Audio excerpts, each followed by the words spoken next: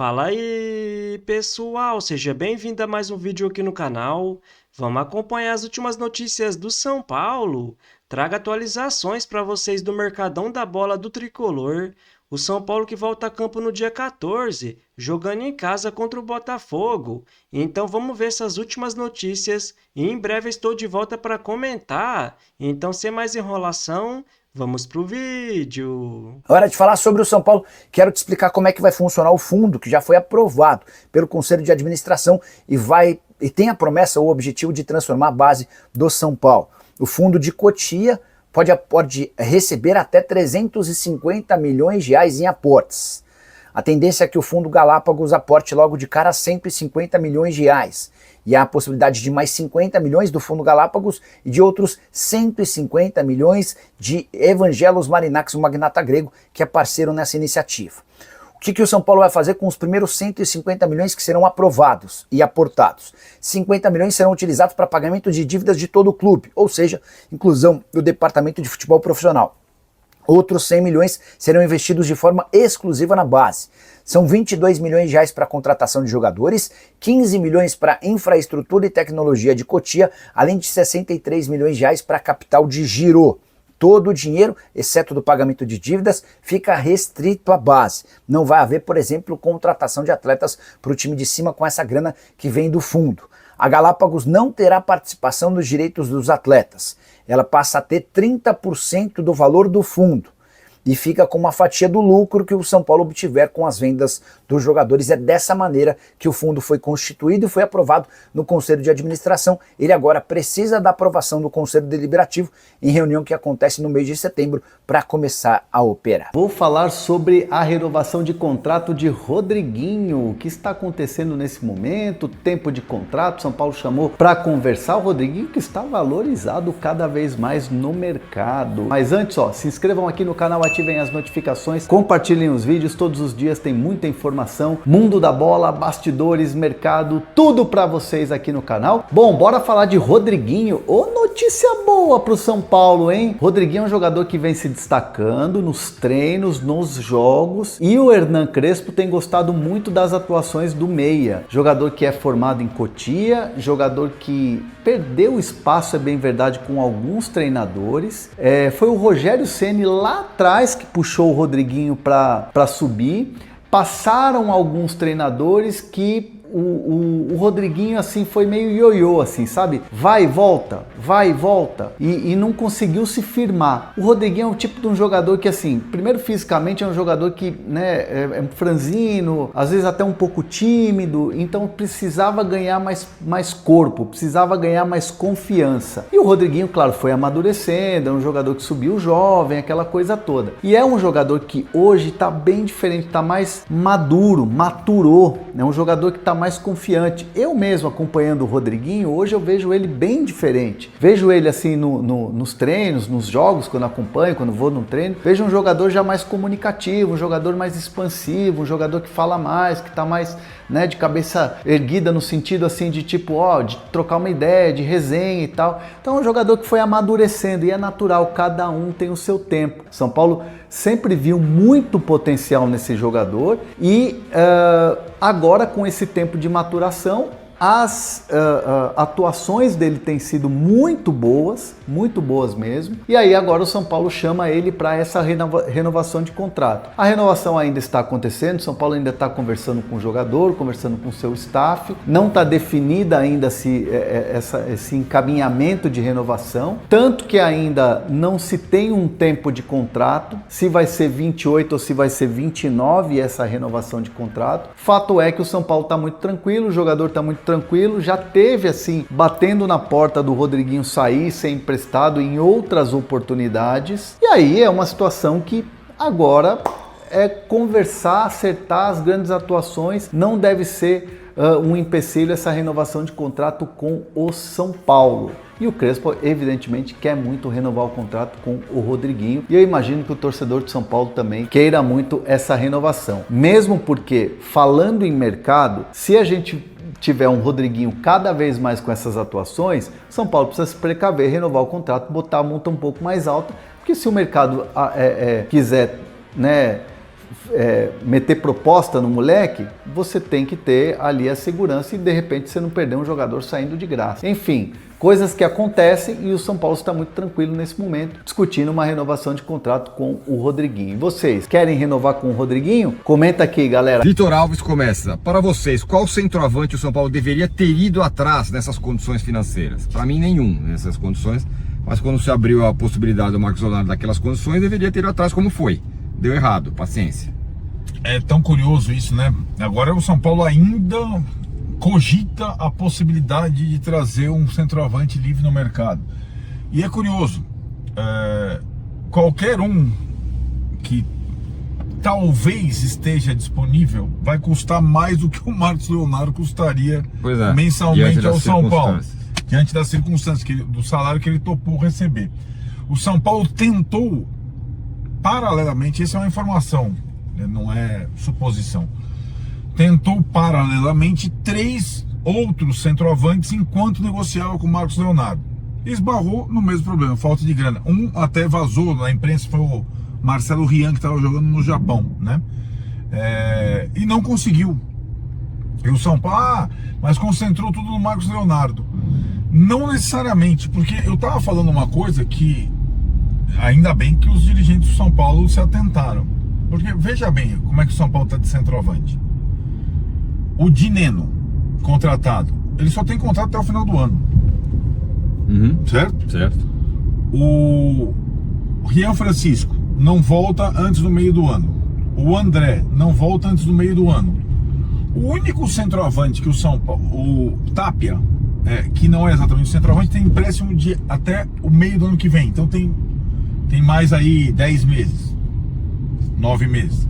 O único centroavante em tese que o São Paulo conta por início da temporada que vem é o Caleri, que em tese vai se recuperar a tempo. Então o São Paulo tentou outro centroavante junto com o Marcos Leonardo. A situação do Marcos Leonardo era tão atípica que se ele viesse, seria só por 4 meses também. E o outro centroavante, se viesse o Marcelo Rian, ele seria contratado inclusive para o ano que vem, entendeu? Não seria empréstimo. Então o São Paulo tentou, mas esbarrou na questão básica, que é a falta de dinheiro para investir em direito federativo ou empréstimo. O São Paulo não tem, a política esse ano foi não investir em direito federativo ou empréstimo, e é o que acabou barrando também a contratação do Marcos Leonardo. E o Walter Morifi pergunta, com tantas lesões, quem seria o ataque ideal para o jogo contra a LDU? Junto aqui com outra que é a do Alan Frias, que fala, vocês acham que o Rigoni já chega jogando? Se sim, no lugar de quem? Eu acho que o ataque vai acabar sendo Luciano e Rigoni. Para mim seria o meu ataque também. Vamos ver como é que ele chega jogando. Eu acho que seria importante o Rigoni. O Luciano, por exemplo, está suspenso contra o Botafogo, que é o jogo que precede a LDU. Mas seria importante ver o Rigoni, né? Em ação, alguns minutos pelo menos, para ver como é que ele tá, né? Ele vinha em atividade, estava no Leão, na reserva, mas entrando nos jogos. Então, em tese, ele está em boas condições. Eu acho que ele tem mais rodagem do que o Ferreirinha e mais poder de decisão. Então, para mim vai ser Luciano e Ferreirinha ou Luciano e Rigoni, na minha visão. Ricardo Wagner, vocês contratariam um 9 ou jogariam com um falso 9? Acabou de responder mais ou menos. Eu, para mim, cara, se o Rigoni tiver em condições boas, Rigoni e Luciano para mim. Sinceramente, eu não vejo nenhum 9 em condição agora com um salário razoável, com menos de 30 anos. Vai ter agora vai ter cara de mais de 30 anos com salário alto. Eu não traria nesse momento. Binho Arsenal. Arsenal. E essa história que teremos déficit de novo, como explicar isso? Cara, eu vou te falar, eu não sei explicar, mas eu te dou uma impressão. Cada vez que sai uma notícia dessa, eu acho que mina mais a confiança ou a crença do torcedor do São Paulo que as coisas podem mudar. Cada coisa que aparece. Não contratou o Marcos Leonardo porque não teve dinheiro, blá. Aí no dia seguinte, o relatório diz que vai ter mais déficit. O torcedor do São Paulo não aguenta mais isso. Ele tá fazendo há anos a parte dele. Ele tá topando ter time ruim, ele tá indo no jogo, ele tá apoiando, ele tá fazendo a parte dele. Ele não vê do outro lado nenhum sinal de que as coisas estão sendo feitas. ou pelo menos nenhuma informação de que as coisas estejam andando. E isso vai minando o torcedor, o torcedor vai ficando desesperançoso, até uma hora que ele larga. Então eu falo assim, quer saber, disso aqui eu tô fora. Eu acho que esse é um prejuízo, além do prejuízo óbvio de não estar, de potencial, provavelmente não estar diminuindo a dívida, é um prejuízo moral para o torcedor, e isso é muito cruel, isso é nefasto para o torcedor do São Paulo. Ele não olhar e não ver sinal de melhoria. Se ele tivesse visto um sinalzinho, opa, melhorou um pouquinho aqui, ele dobrava a aposta. O que ele está vendo esse ano na prática é que o clube dele não tem um centavo para investir em jogador em direito econômico, literalmente, é o único que não investiu, e que isso não está dando, em tese, resultado econômico importante.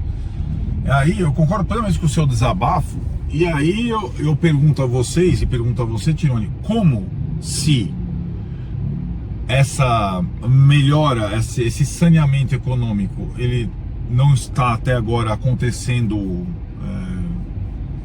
de forma evidente, porque até essa falta de esclarecimento do presidente Júlio Casares em relação a essas situações, ele comentou essa possibilidade de déficit, dizendo que ainda não foram contabilizados, e não foram mesmo contabilizados as vendas principais no meio do ano do Matheus e do Ferreirão, e que o São Paulo ainda pode vender, mas é aquilo, o São Paulo vai vendendo todos os jovens valores que tem para ter um superávit que pode servir só por esse ano, e olha lá. Isso. E aí vai acabar a safra de jogador, como é que vai conseguir no ano que vem?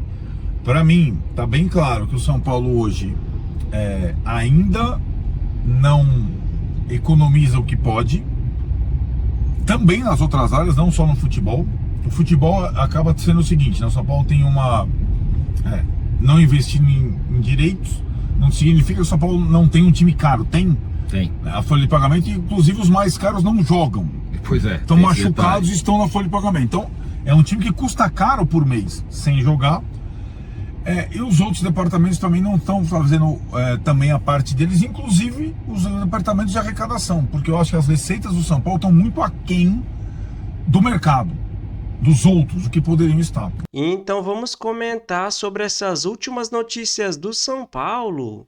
E o tricolor está muito perto de renovar com o meia Rodriguinho até o final de 2028 ou 2029. Ele que tem contrato com o São Paulo apenas até o final do ano que vem. E é uma excelente notícia, né, galera? Até porque evoluiu muito o Rodriguinho com o Hernan Crespo, vem jogando muita bola. E aí que vem a pergunta mais uma vez, né, galera? Do que adianta o São Paulo ficar trazendo jogadores veteranos, como o Oscar, por exemplo, que ganha mais de 2 milhões de reais por mês. O São Paulo paga, né, junto com a Superbet, sendo que o Rodriguinho ganha apenas 45 mil reais, né, galera? Uma diferença enorme. Então o São Paulo precisa começar a rever isso, porque a folha de pagamento já se aproxima de 30 milhões de reais. E vários jogadores da base que decidem, como o Rodriguinho, por exemplo, agora tem o Henrique Carmo, o Matheus Alves e o Lucas Ferreira, que já foi vendido, sempre a maioria, né, galera? Então esses jogadores como o Luiz Gustavo, o Cedric, o Dineno, o Oscar, praticamente a maioria só vive machucado. Então o São Paulo precisa rever isso, já que quer pagar boa parte das suas dívidas. Até porque essa semana saiu um relatório que mostra que o São Paulo pode fechar o ano novamente no vermelho em mais de 48 milhões de reais. Mas segundo alguns dirigentes, isso não deve acontecer, porque esse relatório ainda não contou, né, com as vendas do Matheus Alves e do Lucas Ferreira, e eles acreditam que no final do ano o São Paulo vai sim fechar com superávit, e é o que a gente espera, né, galera? Até porque o São Paulo não investiu muito em jogadores, aprovou o FDIC e agora a gente precisa ver o resultado. E eu concordo com alguns comentaristas que algum dirigente, o presidente do São Paulo, precisa vir a público e explicar o que está acontecendo, qual dívida realmente está pagando, está diminuindo realmente. A gente precisa saber, né, galera? E agora vamos ver como está, né, os jogadores lesionados. O Luiz Gustavo, que praticamente ainda não jogou esse ano, jogou muito pouco, está muito próximo de voltar, está fazendo atividades com o elenco sem impacto. O Caleri, que pode voltar nesse final do ano ou na próxima temporada, está fazendo corridas no campo com a fisioterapia e atividades internas. O Rian Francisco, que só volta ano que vem, está fazendo recuperação nos refis. O Oscar está fazendo corridas no campo com a fisioterapia e atividades internas. O Arboleda, maior parte das atividades com o elenco e complementos com a preparação física, ele que também deve voltar em breve, assim como o Alisson, que está treinando com os companheiros e fazendo complementos específicos. Já o Marcos Antônio também deve estar de volta para as quartas de final da Libertadores contra a LDU. Ele está fazendo corridas no campo com a fisioterapia e atividades internas. O André Silva, que só volta na próxima temporada, também está fazendo recuperação nos refis. Assim como o meia Lucas Moura, né, galera? O Lucas que muito provavelmente não deve estar à disposição para essas quartas de final da Libertadores. Se o São Paulo passar, possivelmente ele vai estar em campo para a semifinal. E o atacante Rigoni já começou os trabalhos pelo São Paulo. Aí alguns comentaristas já começam a questionar, será que ele vai ser titular junto com o Luciano? Ainda é muito cedo para dizer, né, galera? Até porque uma coisa é o Rigoni de 4 anos atrás, que jogou muito com a camisa do São Paulo. Agora esse Rigoni pode estar muito diferente, porque ele saiu do São Paulo e praticamente não jogou mais em lugar nenhum. Então ainda é muito cedo para dizer. E eu espero, né, galera, que o Rigoni cale minha boca, que nem eu já falei no último vídeo. Não sou muito a favor dessa chegada, até porque a folha de pagamento do São Paulo já está muito alta, e o São Paulo já conta com Ferreirinha, com Henrique Carmo, com Luca, com Tapia e até com Dineno. E na minha visão, com a chegada do Rigoni, alguns jovens como o Henrique Carmo, por exemplo, que vinha jogando muito bem nos últimos jogos, deve perder espaço.